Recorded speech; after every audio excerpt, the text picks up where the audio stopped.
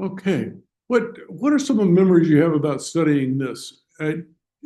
First of all, it's one of the most common stories to be taught in Sunday schools. And this is one of the few miracles that appears in all four Gospels. Did you know that? There's also an episode called The Feeding of the 4,000 that's going to come up.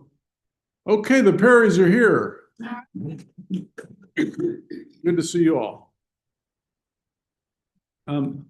Separate miracle takes place a little bit after this in Jesus's ministry. The difference is between the two is that one takes place in Gentile area and one takes place in a Jewish area. This is the one that takes place in a Jewish part of the territory. So, like we've talked about before, okay, so there's no TV, there's no radio, there's no telephone, there's no telegraph, there's no mass means of communication. No DoorDash. What would it take for somebody would be very popular, very mesmerizing, very charismatic to attract people? Let's say you heard today, just through the grapevine, that there was this fantastic guy with a compelling message that you ought to hear, and he was speaking in downtown Del Mar. Be a long walk, but yeah. It's a long, I mean, maybe to the end we would go. But how far are you going to walk to hear this man? Back in those days. Well, I'm saying that he had to be an extraordinarily powerful preacher, first of all, to have the word spread by word of mouth to so many people in a relatively podunk area, not giant population centers, and then people would get up and go, right? I mean, You didn't have any competition for ideas and back then. Okay, that would be one. So everybody Motivator. was focused on what Yeah. they're hearing. Yeah, people were focused on what they were hearing. But he must have been a fantastic communicator.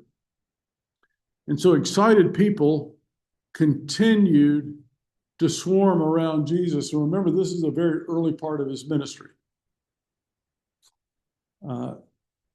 He seeks to get some relief from the crowds. And so he and his disciples get in a boat to go to a deserted place to hopefully get some peace and quiet. He's exhausted. But what happens? The crowd foils their intention because they race around the shoreline and get to where he's going before the boat does, which is very easy to understand because on these boats, as you know, they're only powered by oars and sails. And if the wind is going in the wrong direction, you could walk quicker than you could sail. So the crowd figures out where they're going and they run and chase them. And by the time the disciples and Jesus get there, there's already a big crowd there. And it's thousands of people. Because usually in the Bible, when it says 5,000 men, what does that mean? Not women. It didn't include women and children. So whatever the women and children were, that brings the count up to even more. So thousands of people. What I'm trying to get across to you is that Jesus at this point had superstar personality. He had immense popularity. He was kind of like Taylor Swift or somebody. Of course, I wouldn't go to see Taylor Swift, I don't think. I'd go see her maybe, but I'm not going to walk 20 miles. But he had tremendous popularity just through word of mouth. He doesn't become irritated with the crowd for chasing him down. He has compassion for the crowd. What does he say? Why does he have compassion for the crowd? What does he see in this crowd? Sheep and shepherd. Sheep without a shepherd. Of course, sheep and shepherd are images that are used throughout the Bible, right? We're going to get to some of those in a few minutes. But I want you to talk about or think about while we're studying this, who is your shepherd? Because what does a shepherd do? Why does a sheep need a shepherd? What's a sheep prone to do? Wander. And so they're vulnerable to any kind of predator that comes along. But what else did shepherds do? Give them direction to what are sheep always looking for? Food and water. And apparently they're not, at least domesticated sheep aren't smart enough to find it on their own. So Jesus said they're like sheep without a shepherd, and he had compassion on them. And his first response is to teach them. Well, Mark doesn't give us a full account of his teaching. But after teaching for hours, something else we're not used to is, I don't know, did anybody grow up in a real rural church where they did have 2 or 3 hour service? Or you go to the riverbank and have a service, and then you have lunch, then you have another service? I never did, but my grandparents were part of that generation that was kind of Sunday you could do that. What about Yeah, that's what they do. in Kenya? They do that. So you all have been part of that. What else do you do on Sunday, right? I just have a question.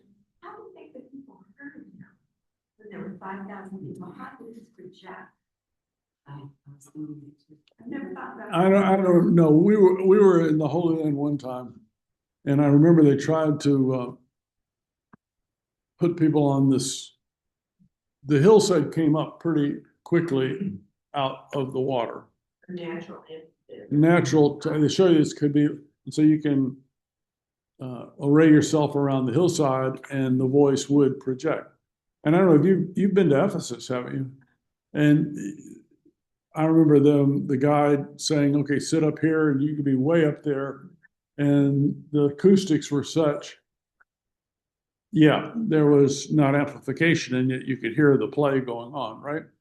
I've heard too that you often have Jesus either in a boat or near the water or something. And then if you were in the boat, and it was him teaching from the boat, then the sound hits the water and rises up.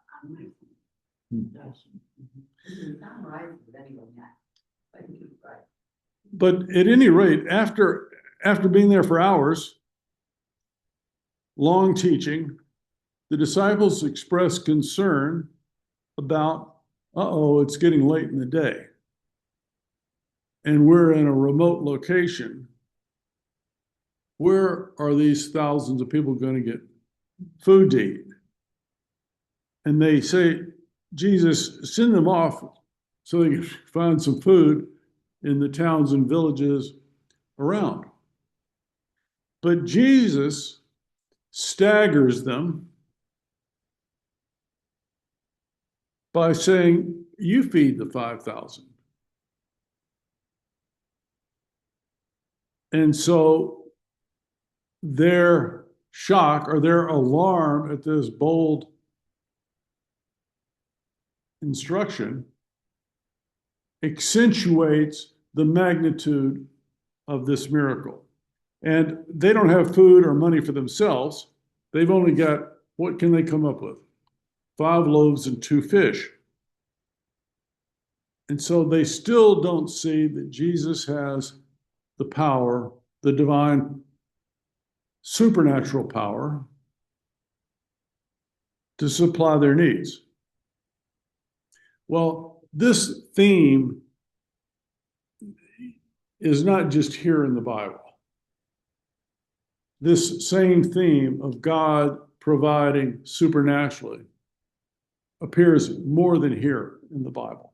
For example, this story reminds us of Moses's response when God told him to feed 600,000 soldiers for a month in the desert.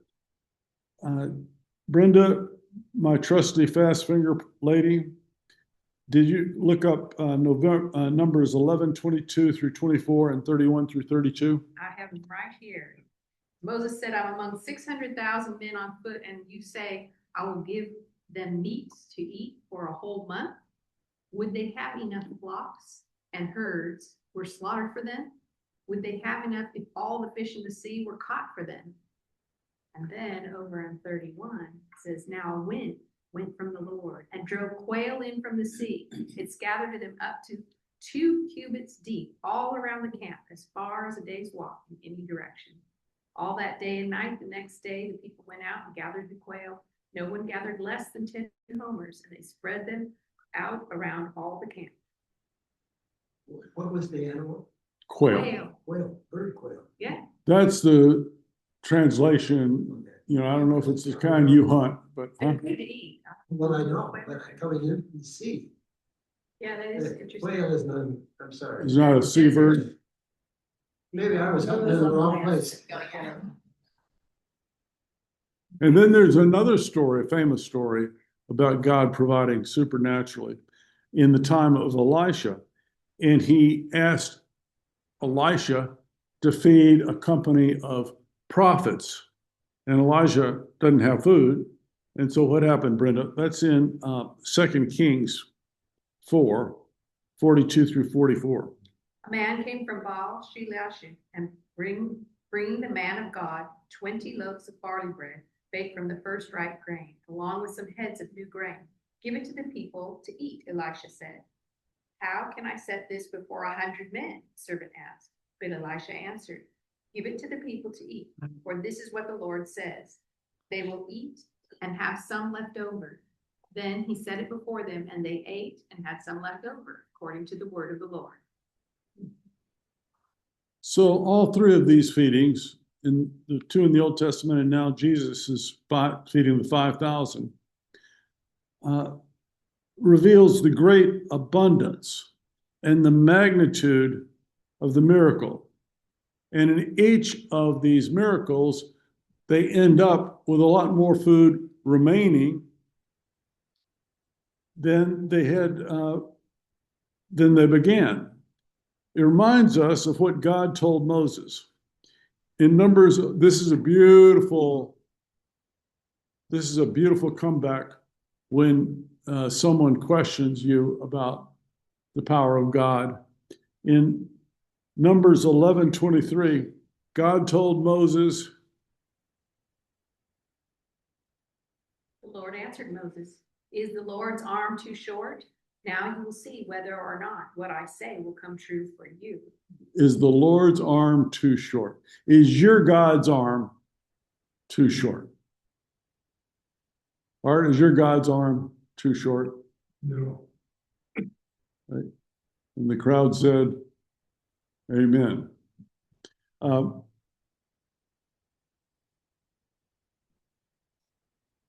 Jesus' miracle foreshadows both the Last Supper, but also the Messianic banquet, and contrasts with the story we had last week.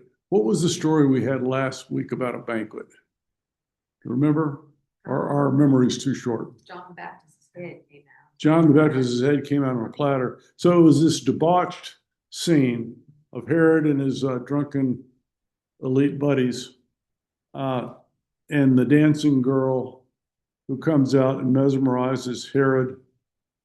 And Herod's feast couldn't satisfy human hunger. He serves up only death on a platter. But Jesus's food brings life-giving bread, and there's an abundance of leftovers. And the disciples feed the crowd, and then they feed themselves and they serve others. So, like Moses in the desert, Jesus feeds the people with not only food, but teaching. And the bread and the fish, as you notice, parallel the manna and the quail.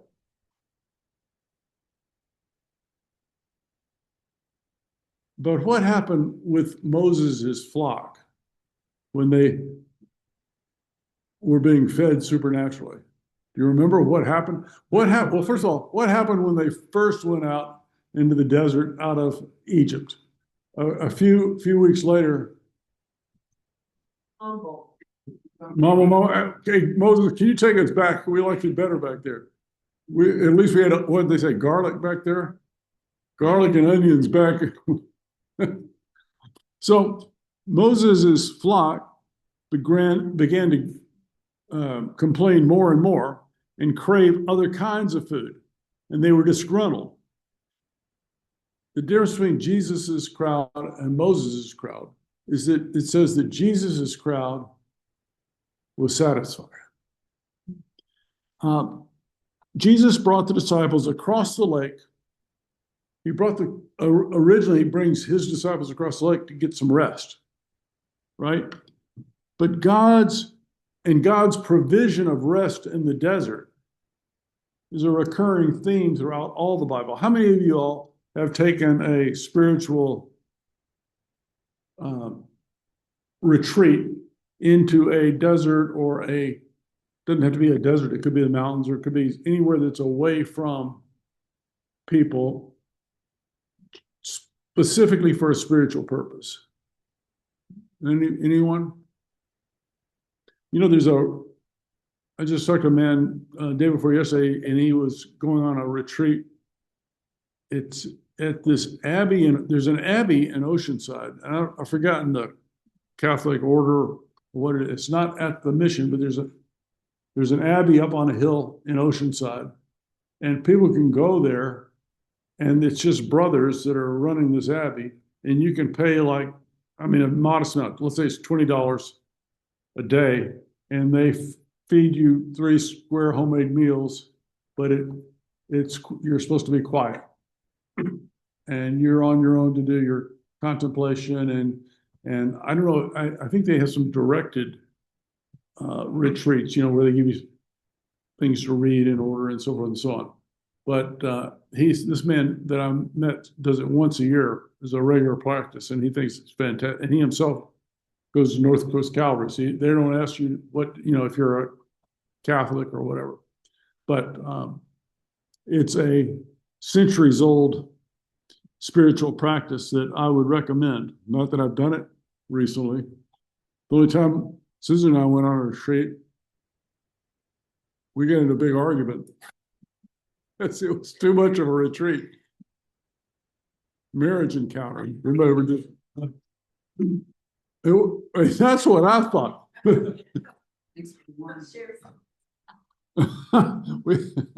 we could be recovering marriage encounter people. So the miracle of Jesus' feeding the 5,000 also echoes one of the most popular passages in all of Scripture. Probably at one time in your life, if you grew up in the church, you had to memorize this to graduate from 5th to 6th grade in Sunday school.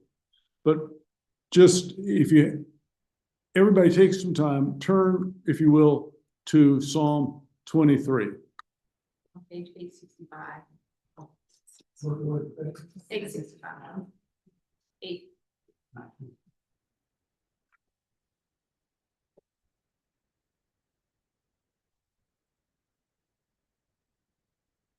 Susan, I know you've memorized this, but would you read it for us or recite it for us? The Lord is my, it's a different translation of it than what some of you have memorized. The Lord is my shepherd, I lack nothing. He makes me lie down in green pastures. He leads me beside quiet waters. He refreshes my soul. He guides me along the right path for his name's sake.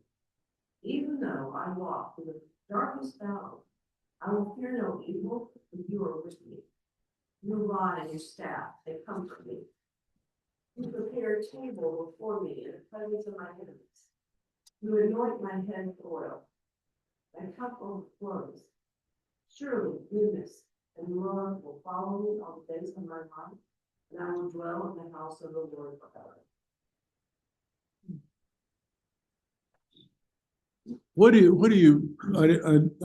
I've just been moved to get off a little bit onto that psalm because clearly it shows the same theme of we are like sheep. You and I need a shepherd. What is particularly beautiful to you? What do you need in your life that you see in that psalm? An abundance of peace. An abundant peace. Peace. Okay. Respite. Respite. And that you're not alone. You have a shepherd. There's nothing more terrifying than being a sheep without a shepherd, right? Yeah. What else is beautiful about this? What about the rod and the staff? Does anybody know what the rod and the staff do? I mean, why would a shepherd need a rod and a staff? Right. One's to push you in the right direction, and one's to pull you back when you've wandered off, right? Has anybody ever needed one of those? Yeah. Not you, okay?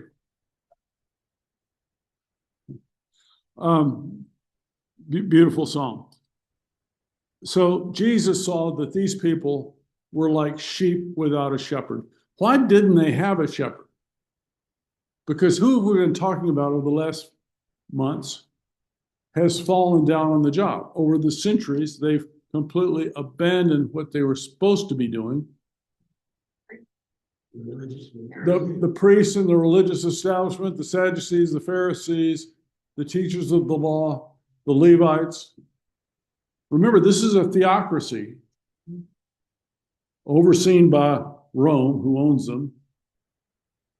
But Rome's letting them operate as a historical theocracy, but it's a theocracy built upon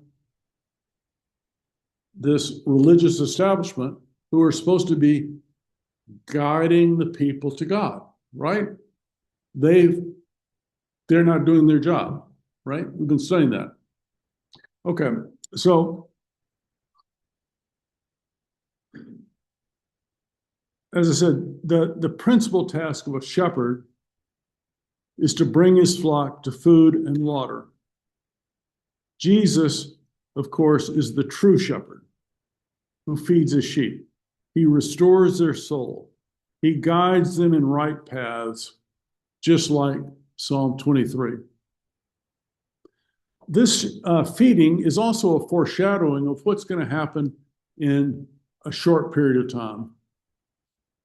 What did we commemorate this morning? The Last Supper, yeah.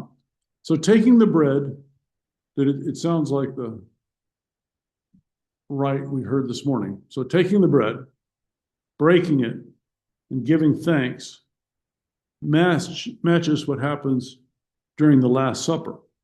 Those who come to hear the teaching of Jesus and then share the broken bread will receive the same abundant blessing. Did you all who participated in Holy Communion today feel an abundant blessing?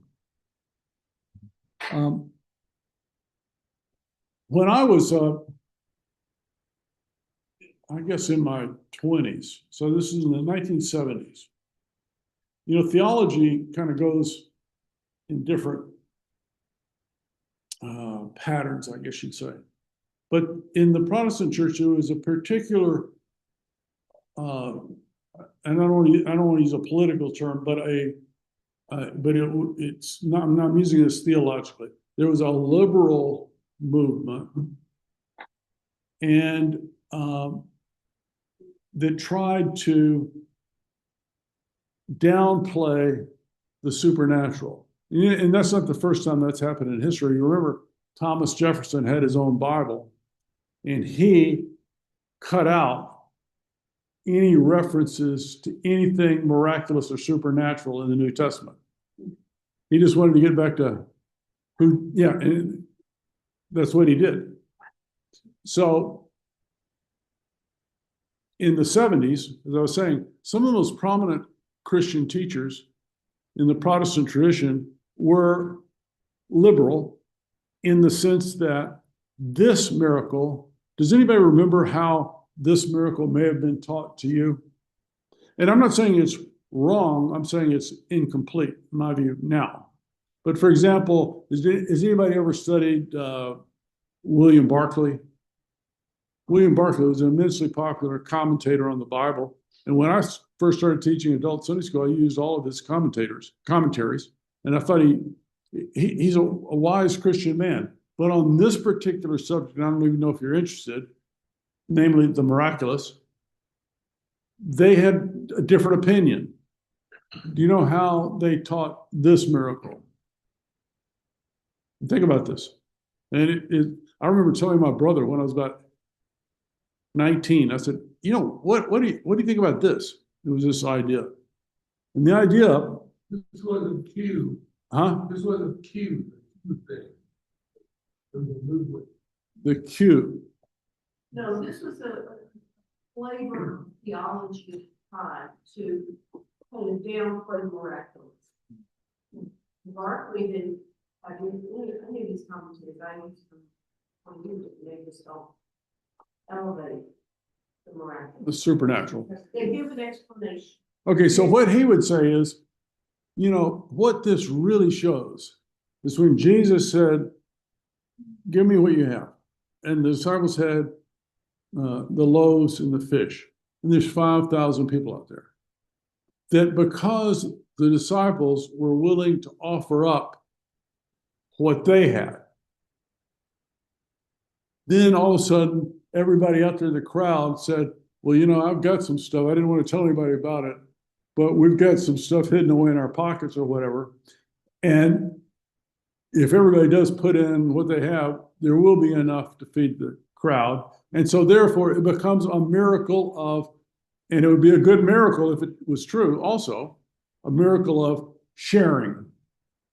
Our natural inclination is to hoard, right? And this is a miracle, they would say it was a miracle of sharing. Was this guy a comment? Huh? Was this guy a comment? Not working. Stone Superstore. William Barclay was a Scotsman.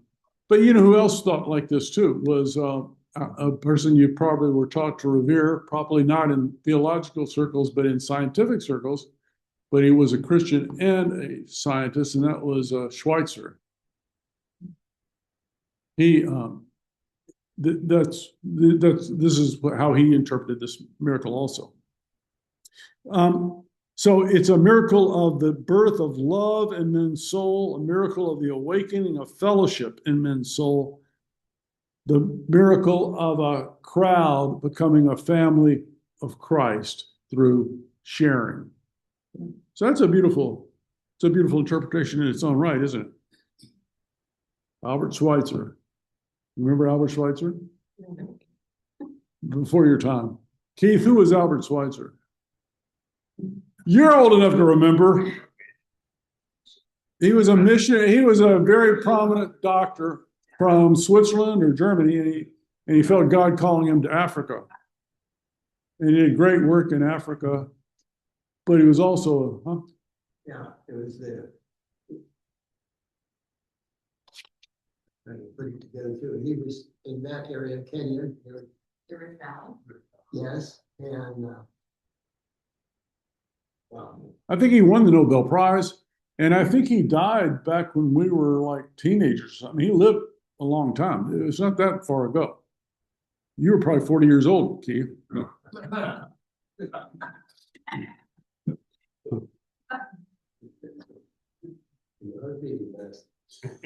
But what Mark is trying to do here is to underscore that here is one who's like Moses, but he's greater than Moses. He's like Elijah and Elisha, in the passages that Brenda read us, but he's greater than these prophets. In feeding the 5,000, Mark shows that Jesus exercises God's power and uses it for the good of his flock, because he is the great shepherd. He cares about his flock. He cares about you. He's the true shepherd. He provides physical necessities and spiritual necessities. Okay, now,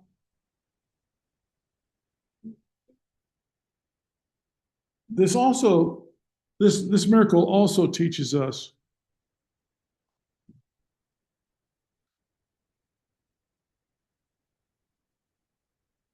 that teaching is important, but it needs to be combined. Preaching is important, but they need to be combined with social concern. Now, some of you guys don't like social concern. You think that you're gonna call me a communist, Keith. But I'm gonna challenge you on that. As God did not neglect the physical needs of these crowds of people,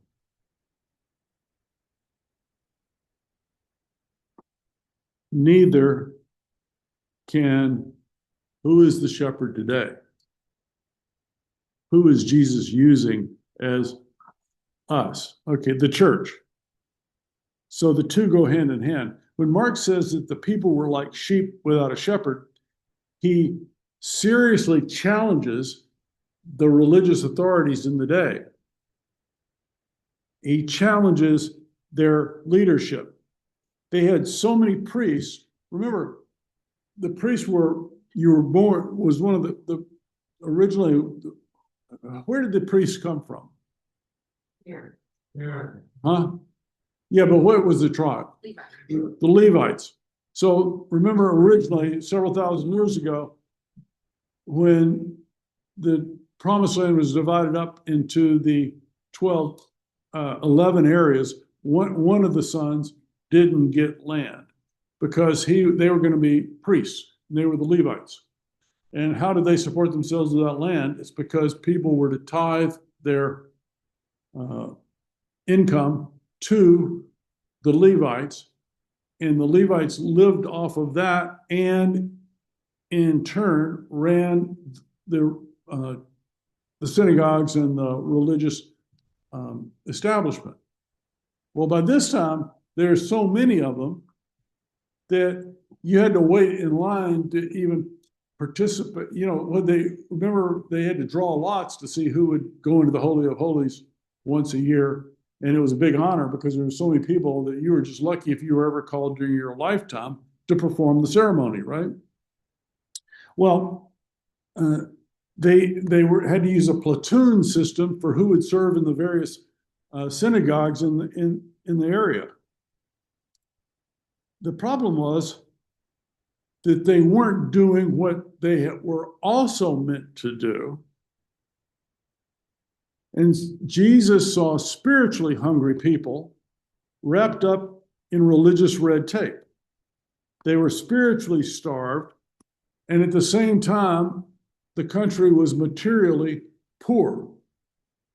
And the people who God had originally designated to be the shepherds didn't seem to care.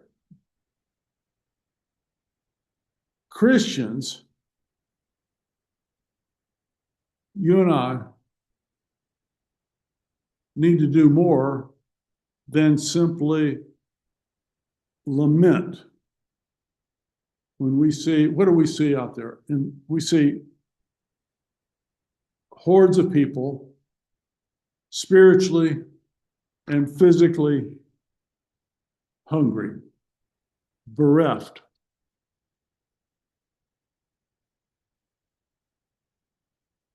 We're supposed to do more than lament. And if you think this is my thought, guess what? It isn't just me saying this. You may not like it. You may say, oh, he's a liberal, but all throughout the New Testament, the lesson is we're not supposed to do simply lament the problem, simply call attention to the problem, simply pray about the problem. In addition, Jesus tells us to go feed them. And I want to take the time, look up these passages, and Brenda's going to read them for you. But I want you to look them up so you're just not, it'll help you remember them. James 2:15 through 16. It's on page 1916. 1916. So hold your finger in there.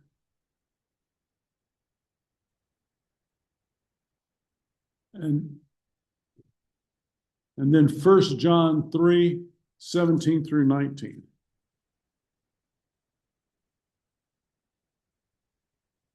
James 2, James 2. Yeah, James 2. We'll go ahead and read that one. Suppose a brother or sister is without clothes and daily food. If one of you says to them, go in peace, keep warm and be well fed, but does nothing about their physical needs, what good is it? Did y'all get the message? And then 1 John 3:17 is on page 1934. If anyone has material possessions and sees a brother or sister in need but has no pity on them, how can the love of God be in that person? Dear children, let us not love with words or speech, but with actions and in truth. This is how we know that we belong to the truth and how we set our hearts at rest in his presence. So notice in the passage we read today in Mark that Jesus works this miracle when the disciples share what they have with others.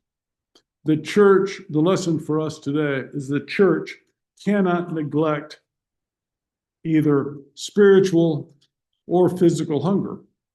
Compassion, our compassion, combined with God's power and God's bounty, can meet the physical and the spiritual needs of people.